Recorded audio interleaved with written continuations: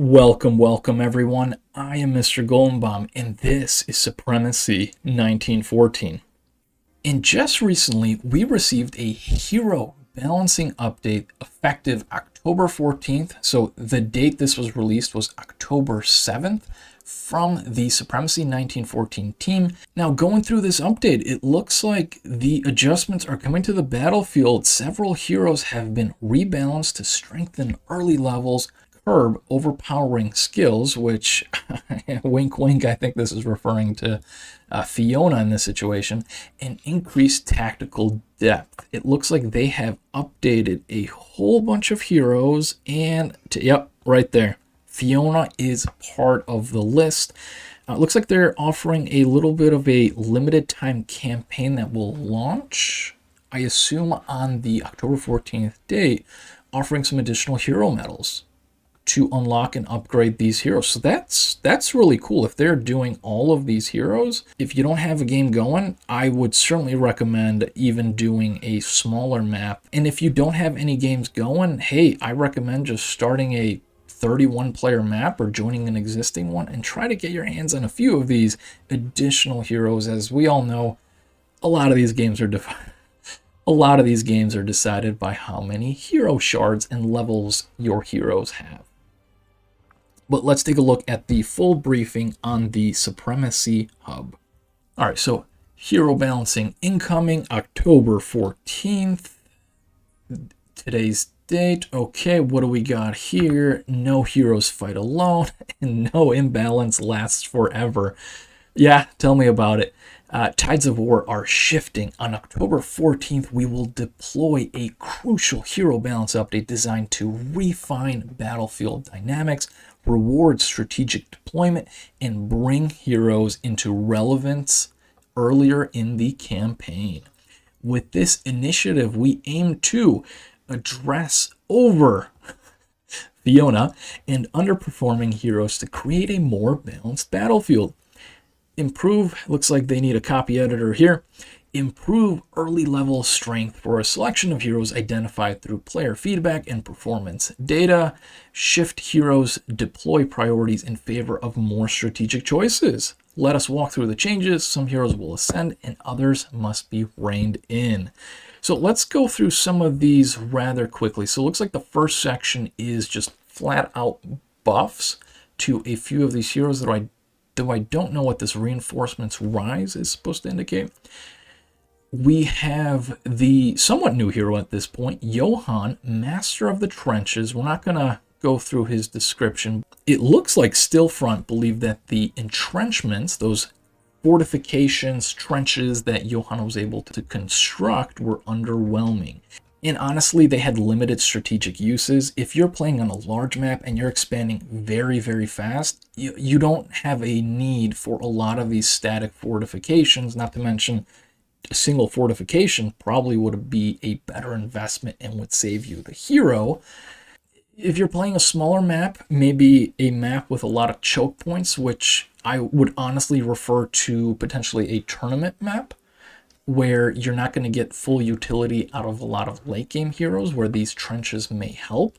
Though it looks like Stillfront wants to make him faster, cheaper, and stronger. Okay, to combine with fortifications. Okay, so it looks like they're taking his base damage from 1 equal to a single infantry unit, which I will take. It looks like he will be able to survive an engagement with a single infantry unit then, I would assume. But the big stats here, infantry defense bonus will change from 10% at the lowest tier to 25%, which is absolutely massive, especially once you start getting into those larger infantry stacks where you don't have a lot of mechanized units.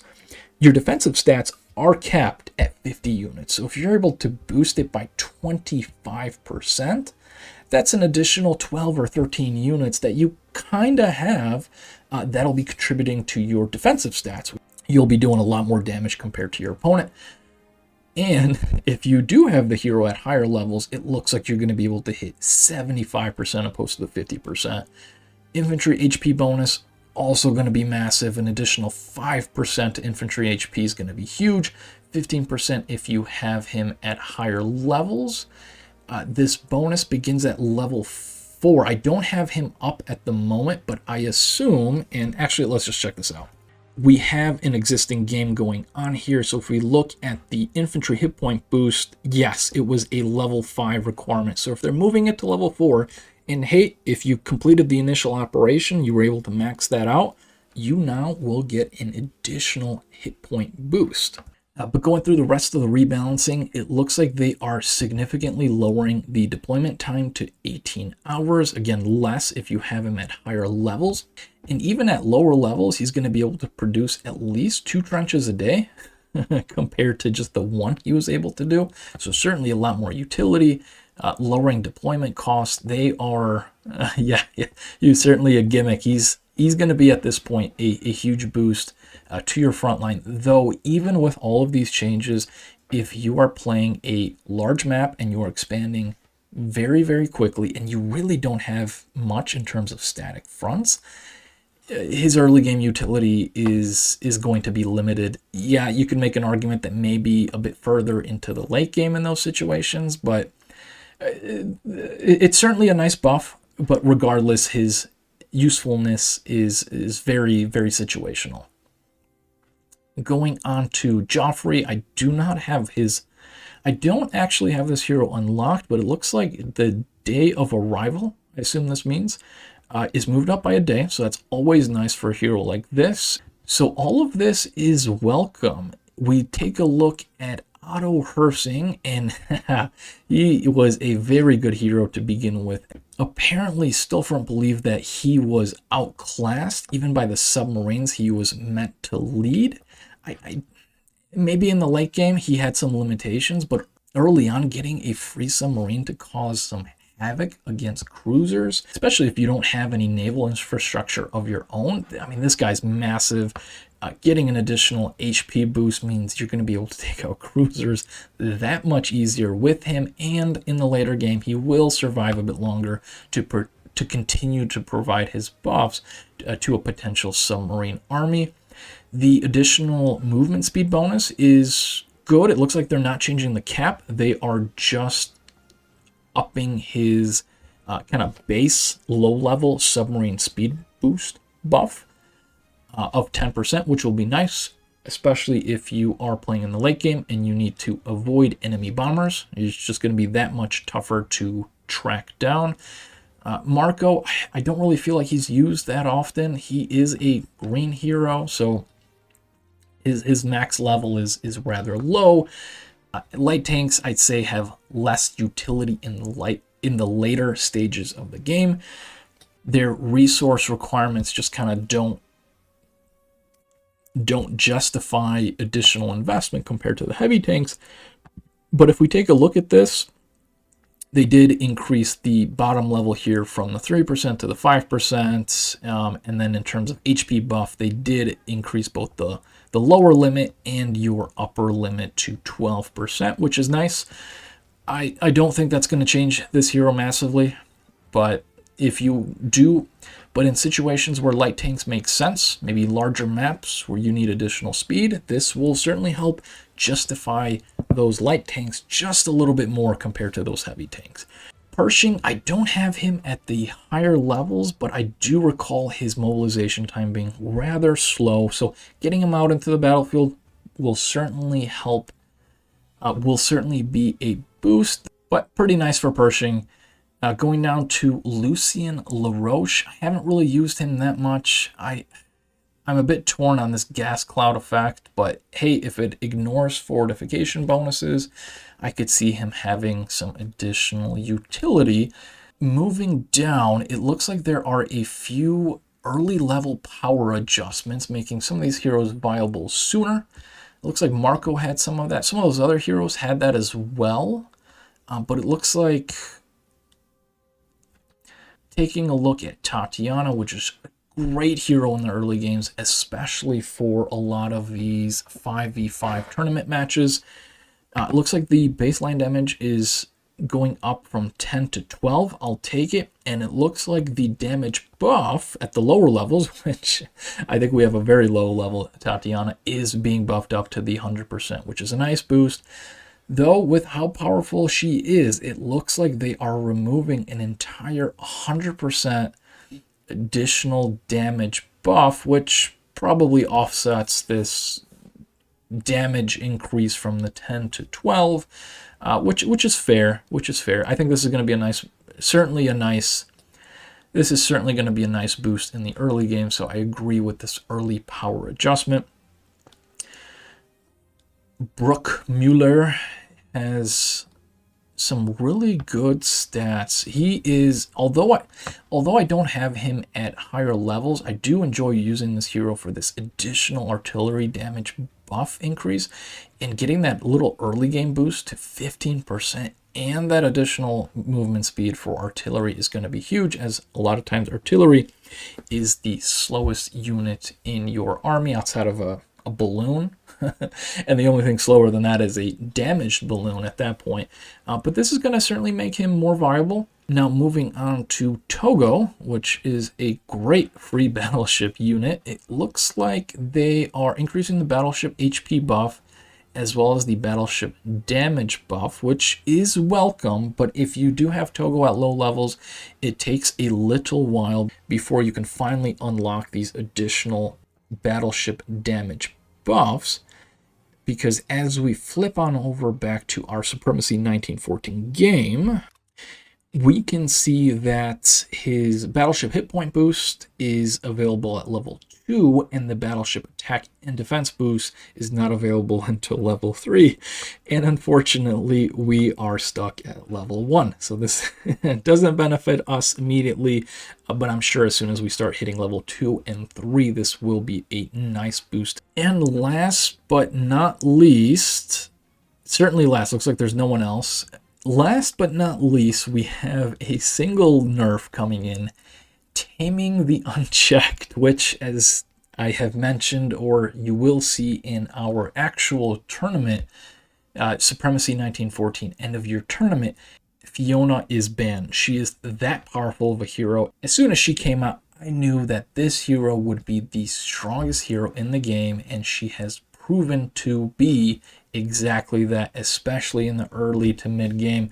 Yeah, sure, she drops off in the late game, but at that point the damage is done.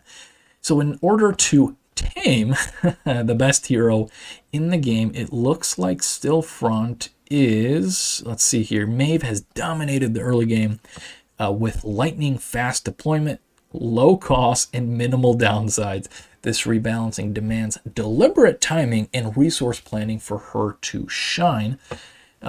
Day of arrival goes from 1 to 2, which is going to be huge in that first day, because you were able to shift all of your forces onto your primary front and potentially leave a Fiona just along with an Orhan to defend a new front, and you'd be able to generate these units very, very quickly. Or even offensively, you were able to mobilize these units at 100% morale, while the rest of your units are sitting at 70%, to reinforce your soldiers with minimal cost, 20-minute mobilization. So you got her very, very quickly.